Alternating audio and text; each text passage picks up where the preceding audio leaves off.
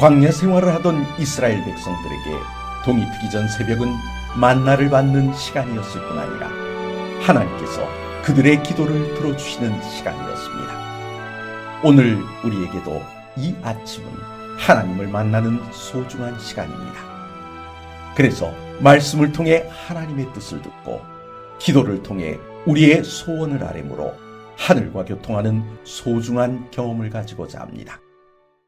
오늘은 출애굽기 10장 21절에서 23절의 말씀을 통해 영혼의 양식을 얻고 기도로 하루를 시작함으로 승리를 얻고자 합니다. 여호와께서 모세에게 이르시되 하늘을 향하여 내 손을 내밀어 애굽 땅 위에 흑암이 있게 하라. 곧 더듬을 만한 흑암이니라.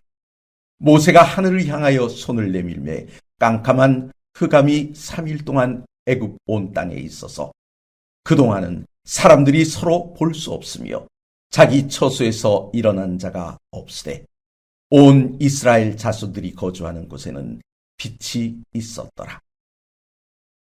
3일 동안 애굽에 있었던 암흑과 요나가 고기 뱃속에서 보낸 3일을 비교해 보신 적이 있습니까?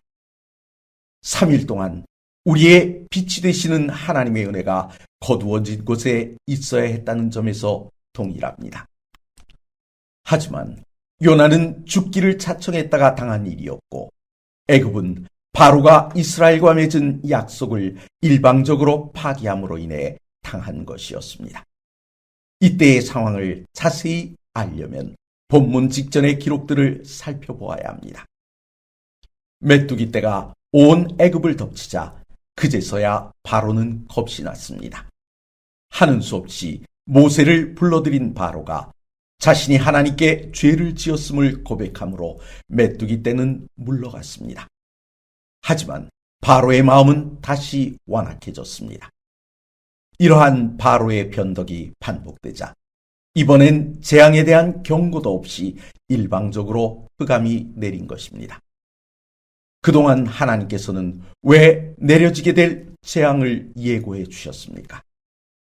요나의 경우를 통해 살펴보십시오.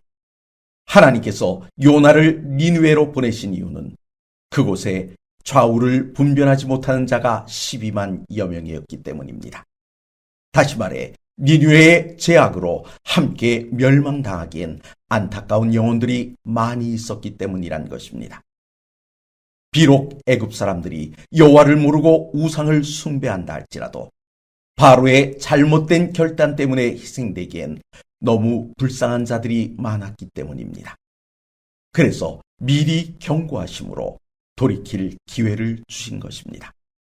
하지만 이번엔 그러한 과정을 생략하셨습니다. 왜입니까?